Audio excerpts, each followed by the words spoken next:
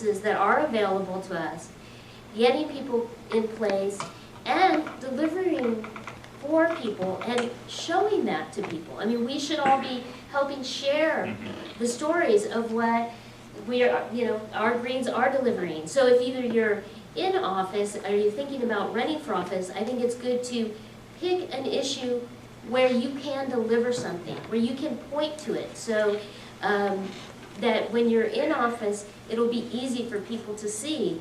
With Alex, we heard about how he's really working for student and immigrant rights, and he can really point to the, what he's doing around that, and Rascal around, the benefits for the community and youth and all, and they're doing so much. Sometimes it's like they're in there doing a good job day in and day out.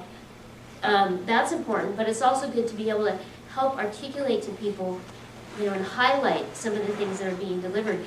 And, just like an example on a small level, say there is a group trying to get a community garden, like Ben mentioned.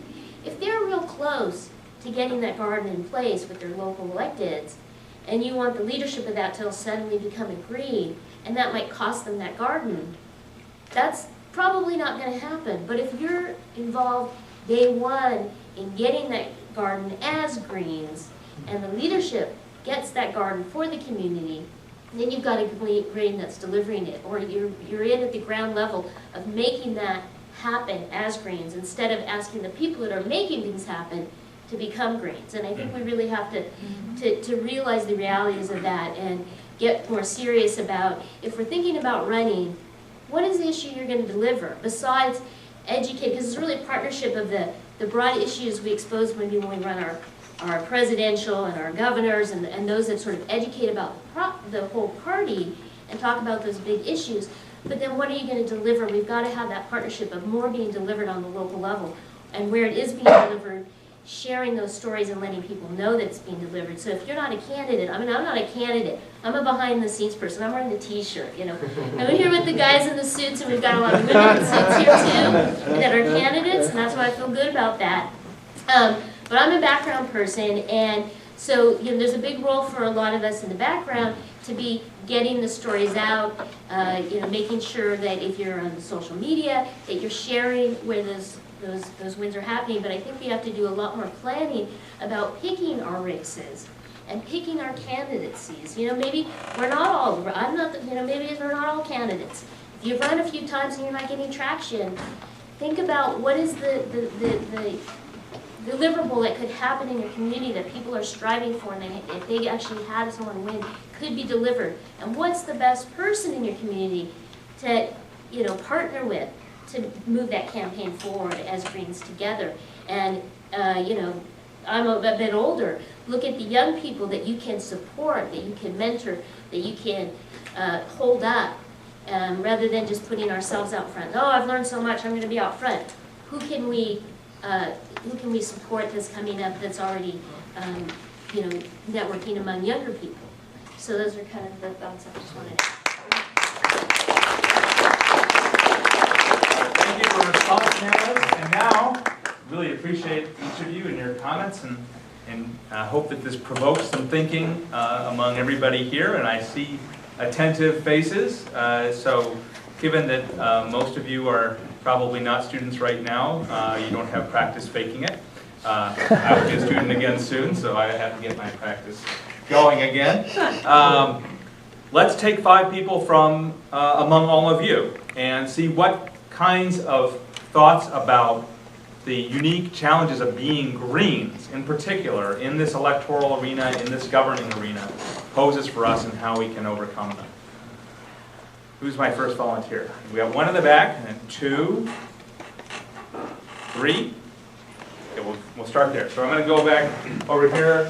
I don't know if it was Phil Donahue who pioneered this. So what is your question or comment? Sorry about Phil's a good Green too, yeah. I think as someone who's approached the Green Party in probably the past 12 months via the internet, I'm not a big user of the internet. I'm more of a people person, which I think politics is all about. But I've attempted to sort of get involved, or at least get some sort of traction and response back. Unfortunately, I haven't had any. So communication is everything in this business, in the political business anyway. And if you're failing to reach those that are attempting to reach you at this critical transition stage, then you're failing at step one. Absolutely. Would be the first point. The second point, obviously, is that as you gain some momentum, and obviously, I mean, this isn't just happening in the US, it's also happening in the UK right now. They've got the same problem. It's ironic that, I mean, I'm originally from the UK, but I'm a dual citizen of both countries, and I've run for office the first time in the US. But I've got connections to people in politics in the UK, but you've got the same dynamics going on, where you've got the Labour and the Conservative parties both actually becoming one. And you've got a Republican and Democratic system that's become one. So both nations and both peoples are crying out for an alternative that's going to deliver on its promises and get us off this sort of this race to the end of going over the edge of the cliff by the end of the century. For that to happen, obviously, a third-party alternative, and there's been a moderate success in the UK. Obviously, in the UK system, they had the Liberal Dem coalition with the Conservatives, which has turned out to be a complete failure. And we here have never had that, but obviously the Greens are emerging as a viable alternative. But you know, your biggest challenge, I think, is going to be not only making that connection to people like me or others who want to get involved and are willing to run and stick their neck out there, which I'm willing to do. But it's also obviously, you know, how do you make yourselves credible to a very ignorant voting public? I mean, we've got a huge dumbed-down society in this country for various reasons, but their political education is weak at best.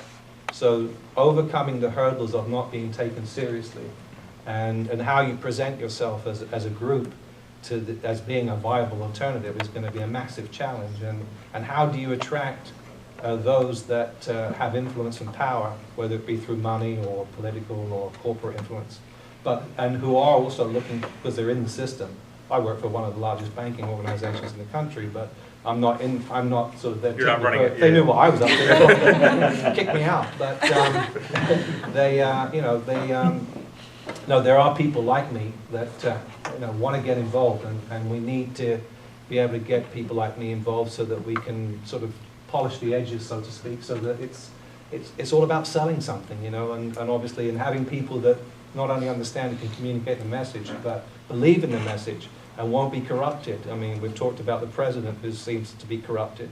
I mean, if you look in the Los Angeles County where I've run for office, if you look at all the local city governments that are in trouble right now, you know, most of them have Hispanic leadership in those cities, and they're corrupted as well. So, you know, you've got to get people also not willing to sell out. So how do you get all that together in one big package so that you actually become credible and can gain some traction and start changing things?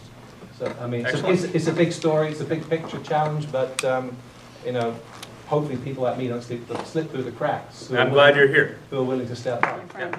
Glad you're here, and thanks for running. Yeah. Thanks for leading off the conversation. We're going to go to number 2, and do I have a 3, 4, and 5? Who else? 3, 4. Okay. 3. All right, I'll let Santa take it. She's a media person. I know her. Actually, yeah, I'm not totally sure what I'm going to say. I have 2 things to say. One, well, I'm the co-chair along with Alex of the State Coordinating Committee, and it's really wonderful working with a young person.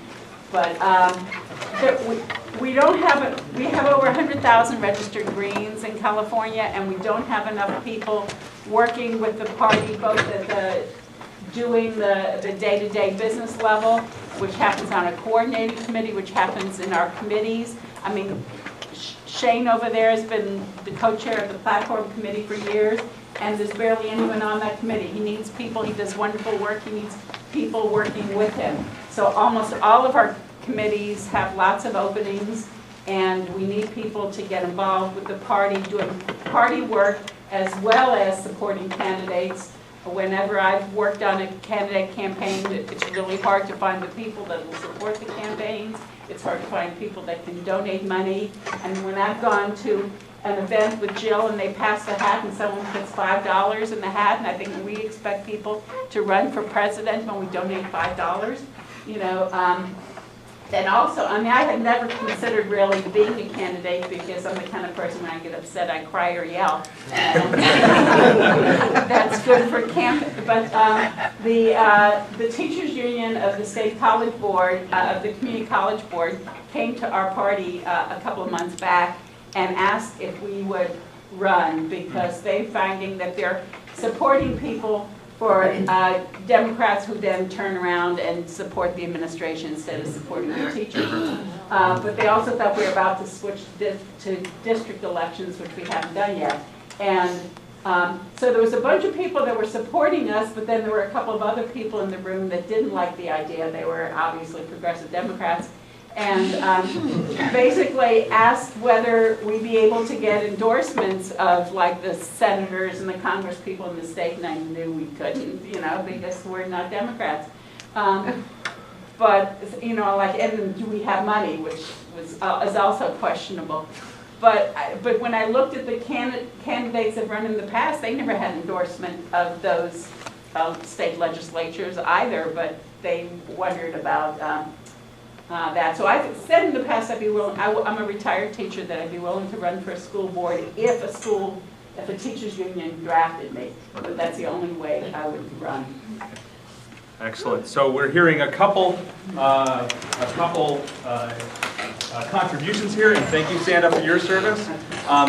We're hearing about the question about moving from being sort of more marginal in the way in which we approach things to being serious and becoming more polished and being ready to attract people and to let people who are coming to us to join us, right?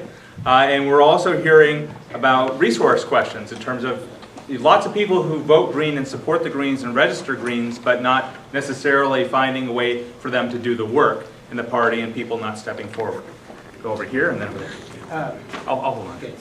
Yeah, I wanted to ask, raise this question for if anybody wants to comment, is how do you, once you get elected, how do you deal with or how do you prevent yourself from becoming compromising your principles?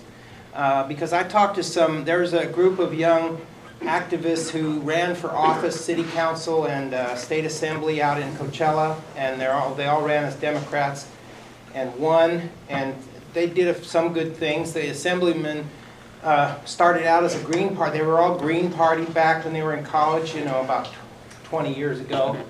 And then they became Democrats. And then, the assemblyman got in office and co-authored a bill which allowed this big power plant to be built. And now he's saying, well, they lied to me. I'm sorry about that. But I talked to one of their aides, and I said, people want me to run for city council, but I'm not so sure I want to be having to sit there and deal with how do we get enough money for the police department. I mean, I don't care about that. But he said, well, that's me. He says, I stay behind the scenes because these guys are my brothers and I love them, but once they get in office, they change. Right. So how do we deal with the problem of co-optation? And also you raised another problem, I think, which is that Greens are generally activists, and dealing with endless meetings over budgetary issues is not really the activist mentality. Great. Hi. Hi there. I'll come over here. Certainly, Ben. There you go. I'd like to start off, I'm a background person also. Great. And I guess my comment comes to a question for you as a sociologist. And that is, my hope is that right now, Green Party's hoovering around 1% of the registered voters. And to address that gentleman's question, the majority of voters are not registered to vote. So that's where, we have that 50% more to go, because my question to you is, once we hit around 2%, won't it start to trend? Won't it start to, just catch on? Because to me, that's where the hope is. It's like now we have the last 50% to go, and then it'll catch on. More and more people will see our candidates will be in the debates. And a key word that will catch those people is love-olution, to change, love, with nonviolent love and with peace. We can stop the nuclear reactors and the weapons and the hunger and the hate and the violence, and we have a wonderful world. So how do we get that momentum going, right? Right. Yeah, exactly. I love being in California If we too. reach- We would never have heard that in Wisconsin, but I love California. Thank you. So, excellent contributions. I had 4, and I'm going to take it back over here because I think you guys probably have some responses here on the response panel, and then we'll take it back to to all of you. Speechless. Great, thank you. So yeah, a few responses first to speak about that issue of credibility. One way that I'm trying to build credibility for myself as, perhaps I might run for local office in the future. And I think this is something that others have done and others can do is, and actually, I think this is something that Ruskell demonstrated really well. He's actually newly registered green, and one of the reasons I was really excited that he decided to register green is because he got involved with a government commission and got involved with government on that level, and was able to effectively get some real public policy to pass. So I think getting involved with those commissions on a local level is a good way to get an idea of how government works and to build credibility for yourself in the community. And from there, serve on a few commissions, get involved with some other community groups, and start by running for a local school board. At Napa last election, none of the Napa Valley Unified School Board seats were contested. There was one seat on the Napa Valley College Board that was contested. So right off the bat, those are winnable seats, and if we can build credibility as individuals on these local government commissions and then go for these seats, we're getting ourselves in the pipeline to move on to better and greater things. The other thing I wanted to speak on real quick was the point that Sanda brought up, and I definitely don't want to spend too much time talking about internal party issues at this type of a meeting, but one thing I do want to say is the meeting, so these types of events, this campaign school, this is how we are able to develop potential candidates that could run in for local offices and statewide offices across California. And this is basically was organized by a committee of the Green Party of California, and most of the individuals that were serving on this committee are the same handful of people that are always stepping up and volunteering for many of the other standing groups and working committees. And I just want to, give a lot of people don't want to get bogged down with, internal, party work and committee work. But in order for us to have an external impact, that's where it happens. If people aren't organizing these types of things, we're not able to have campaign schools to develop potential candidates in the future. And last, just to respond to the question about how to deal with not compromising your principles. Obviously, I served as president of the Associated Students, which is very different from a city council person or a board of supervisors, let alone a state assembly person. But I think part of it is just accepting the fact that you're not going to win every vote. So all you can really do is vote the right way, and hopefully you can be a part of mobilizing people to apply pressure to have the vote go in your favor or the correct favor. But I think part of that is just realizing you're not going to win every time and not letting that discourage you. And beyond that, there's going to be another workshop about greens and governance, and they'll probably have some more specific examples and insights on how to deal with that question. So thank you. Great. Thank you.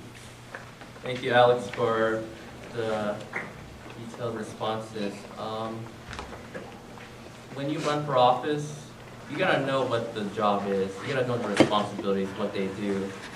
For example, in my role, we as a board, we hire a college president, or in this case, an executive, and they hire his or her staff and so on. That's how we get the faculty hired and the staff hired. Of course, we as a board have the final say on those hirings, in addition to voting on budgets and college policies. You gotta make sure that the candidate knows the process. You gotta also make sure that the candidate does their homework. You know, thanks to my mentor, you know, who studies all sides, I do my homework too. I study all sides. And you can even test the candidate if, for example, you could question them, what do you think of SB 241, the oil extraction tax to fund education? You gotta make, and I would do the homework as well. If they give you an acceptable response and a response that they did, not only did their homework, but also looked at all sides, then you know they're the right person for the job. Excellent. Thank you. Yeah, and I do think that, yeah, knowing that, like Sandra says, you know, she admits that, you know, sometimes her response is crying or yelling, and that maybe that wouldn't fit. And I think we all have to kind of know, you know, where we do fit in. If we don't want to sit through long budget meetings, then it's probably not going to help the credibility of the party to run for an office where that's required. Because you know, a lot of times, maybe we think, okay, we're an activist, we're a firebrand, so maybe we're the head of the rallies for a candidate that sits through boring meetings and spice up their election events and bring in people and table and motivate people. So there's a role for everybody, and I think it's matching that up. Because we do want people to know that if we win office, that we can govern. And, you know, the two things that hit us the most when we're running candidates is, well, can you win? You know, we love everything you do, but you can't win, is one. So we've got to have some, you know, pick some offices where we can win so we can tell that story that we do have candidates that win and we can win, and get that story frame out there that Greens can win. And then they can govern and they can deliver. And so I think we want to get both of those. And you heard her talking about all the complexities of how do we pull together with the way the population is and the way they get their media, how do we you know, get people to understand what we're working for. And I think if we use the opportunities for local races, and if it's school board or a community race, talk about very specific issues in that community. So you don't have to have them understand corporate globalization, or you don't have to get into all of that if you're not running for U.S. president. You can talk about the very real specific issues of that race, and in a way that's materially relevant to the people in that community. If they can't get housing, and they're trying to get housing, and you're talking about how you will get them housing, then you don't have to talk about everything else. And you can use very simple language and do that, and then you need to be able to deliver that. So I think we have some opportunities to, and you can tell that in a bigger frame of people losing housing nationally, globally, and do some education that way, but make it very practical for people, and then I think, you know, that relevance will come through. And, you know, just, I'm going to have to mention that we do really use people on the committees of the state party. I just got to put a word in for that, because if everybody here in this room just did a little bit on the party structure, it would be real easy to keep this party running and really effectively. But when we're not all engaged and the people that are there are left with a little more work. And, you know, Jill spoke a lot about how important it was to staff up their committees in Massachusetts, and that really is what made a big difference in Massachusetts, of that party being able to not just be these campaigns and starting over, but really building a party, building the party so that you can support your candidates and not have to recreate the wheel over and over again. Excellent. Thank you. A lot of good thoughts and experience there. I do want to address a couple of the questions too. I'll just take the moderator's prerogative to do that. And recognize in particular, what was your name from the United Kingdom, from the United States? Yeah, I'm both. What's that? Nick. Nick. Hey, Nick. In Nick's comments. You know, we are in the U.S., and this has certainly been true in the United Kingdom as well, but I think even more so here, dealing with an electoral arena which makes the Greens into victims. Right? I mean, we certainly were victimized in 2000 and after 2000. You know, I ran the Nader campaign in Wisconsin, among other states. We had offices broken into all over the country. We had volunteers arrested. We were demonized. Our candidates were demonized. Right? And then the question becomes, what do you do when you are demonized, when you are victimized, when you are treated this way? Do you internalize that victimization? Do you become angry? angry at the world, right? Become angry at the other parties, the other people in politics, the voters who don't know what's good for them, right?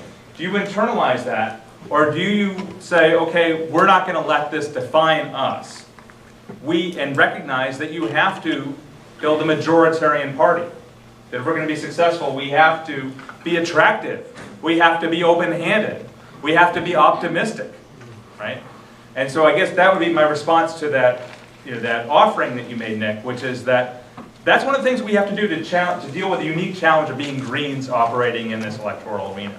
The other thing I want to offer, and then I'm going to go back over here, is that we need to listen to the fact that we've heard from a couple people now, I think at least 3 in the last 20 minutes, who said, we need more support and participation in the party.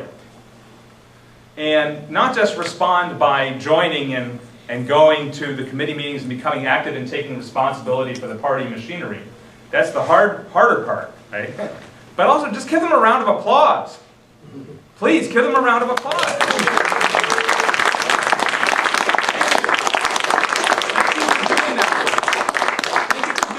Because this is the other thing we have to do in general. We have to find ways to reward each other for doing this work. Yes. Because I'll tell you what, in terms of this question of co-optation and also the question of getting more people to do more work, right? We don't offer a path to power in the Green Party that is easy.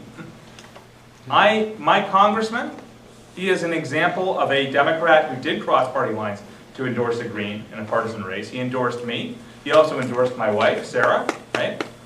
However, he was a member of the Progressive Party, another independent local party, many years ago when he was a local elected official.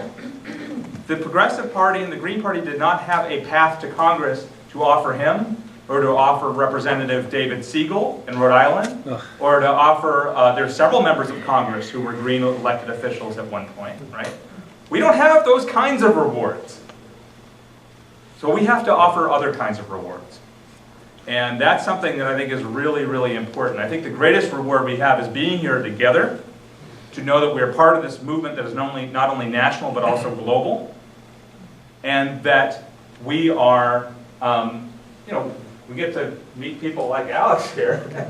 We're just awesome, loving people, to use that word. He's becoming more Californian. That's right. who make it worthwhile. What's the point of living otherwise? People like this. All right. All right. Hello, my name's Nancy Perlman.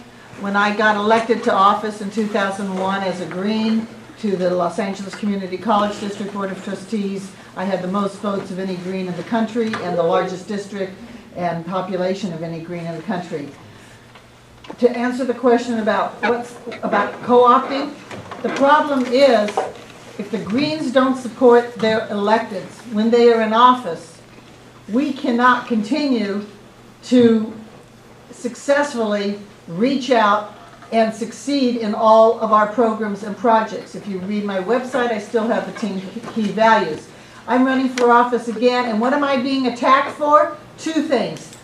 I've been a Green, and I pushed for green sustainable programs, a $6 billion building program, the greenest in the nation, copied all over the country, and it's successful, but I'm being attacked because I'm not co-opting. So what happens when you don't co-opt? You fight for your life to keep your position. Right. Because they're putting up $400,000, they already have put up $400,000 against me for my opponent versus the $20,000. So if the Greens don't get out there and tell people who to vote for and keep the people with good Green values in office, we are either on our own and for the luck of the draw win, or we are out of office and cannot continue to do our programs. So that I just wanted to answer the question. It is easy because you want to be in office and do good work and vote right and do what's needed, but it means you need the support. And I really encourage you to do that. Thank you very much. Thank you. Thank you for your service. That dynamic of the party and our elected officials. It's critical to our success. Yeah, just some things I heard. I've heard a lot of things. Oh, hold on. Oh, okay. I'm David Curtis, Marin County Green. I'll be running in 2014. Good to meet you in person. Oh yeah, and great work on the campaign. Awesome work. I heard a lot of branding issues and presentation issues and projection issues, and I think it's really important that we're at least two things. One is genuine. I haven't heard that word too much. Genuine. And the other one is transparent. If we're those two things, we're not duopoly. And we kick their ass every time. Thank you. I think that's where we start from. I got a question. So what I'm wondering is, how are we going to take back the sector of a society that I feel belongs to the Green Party, which is naturalized immigrants, LGBTQ groups, people of color, because obviously we have the gender equality, the nonviolence, the respect for diversity. How are we going to get back the group that should be rightfully with us? And they want to be with us, but once again, the whole thing of like they think we might not win and they don't want to lose the voice that they're trying to get in the door right now. Excellent. Excellent, thank you. The folks who most need the Green Party and who we most need to join the Green Party, how do we make that happen? I'm going to take two more. Are there two more people here? Okay, good. That's good because it will allow us to keep on time. I'll give our response panelists a last opportunity to respond. Let's keep it quick. Then we have our last workshop block. And really want to thank everybody for your participation here. June. Well, the last question I was just still in my head because I think that's really the biggest challenge in really trying to figure out how do we pick races that we can have a chance at winning and have a chance at actually showing that we can deliver something to the communities that we're working with. And I think we've got to identify some real places where we actually can tell that story of winning and making progress together. And maybe it's got to start on the real small community level where the money isn't so big and the challenges and the control aren't so big. So we can have those wins in smaller spaces, but then tell that story in the bigger places where then we can start building up that trust because the biggest thing keeping us from getting those votes is people thinking we aren't going to be able to get the votes. And to break out of that cycle, it's the toughest cycle we've been in, for a long time. And the best I can come up with is where the races are really accountable to the community and the money isn't as dominant to get it happening there and then being able to move that story onto the bigger level. Well, I have some friends that are all across the spectrum, but mostly Democrats. But what I found was there's the progressive Democrats and the good old boy Democrats. We need to inform the community about the good old boy network that's going on, that's funded by special interests like the corporations and big money donors. So we need to let the citizens know that whose interests are these elected officials serving? Those with the money or those that are supposed to stand up for your rights? And for me, I don't take any special interest endorsements. I take endorsements from citizens only, so that they show that you are committed to citizens. You're not owned or bought by someone that's gonna vote in their way of how you should vote. You should vote with what the people elected you in office for. And to get the community, as the young lady mentioned, simple grassroots organizing, again, basics. We gotta do, again, the door-to-door, precinct walk. Done this for friends that I helped elect them to city council for, mostly progressives. That's how it's going to be done. Even if you get to make some T-shirts and signs, because I got to tell you, there's one issue that I worked on where we were outspent by $200,000 versus $12,000. It's regarding in the city of Vallejo, it's this issue called binding arbitration, where the public safety unions and the city hire a third-party arbitrator to make a decision on the public safety union's contracts. Unfortunately, in this case, 9 out of 10 times, according to the city, they've been losing out which resulted in their exorbitant pay and benefits, $200,000 or more, plus 90% of their pensions, plus lifetime health care. We don't get that stuff as middle-class people. I don't think I'll ever get that kind of benefit. Lifetime benefits, wow. But unfortunately, how do I pay for that? Well, that's another question. So I was glad to work with a citizens group, you know, basic community organizing. We're gonna make the t-shirts, the hand-painted signs, mailers, $12,000 versus their $200,000 glossy ads, TV ads. But we won. It was a close vote, but we won. So we have to return to grassroots community organizing and influencing our friends and family to tell the truth of what's going on. Thank you. And real brief, to respond to this question about how do we let historically marginalized groups know that, you know, the Green Party is the party that truly supports them. I think one thing we can do is point to what our Green elected officials have done to support these communities. And two elected officials come to mind regarding the whole issue of gay marriage. Jason West, who was mayor of New Paltz, he was one of the first mayors, you know, during the same time that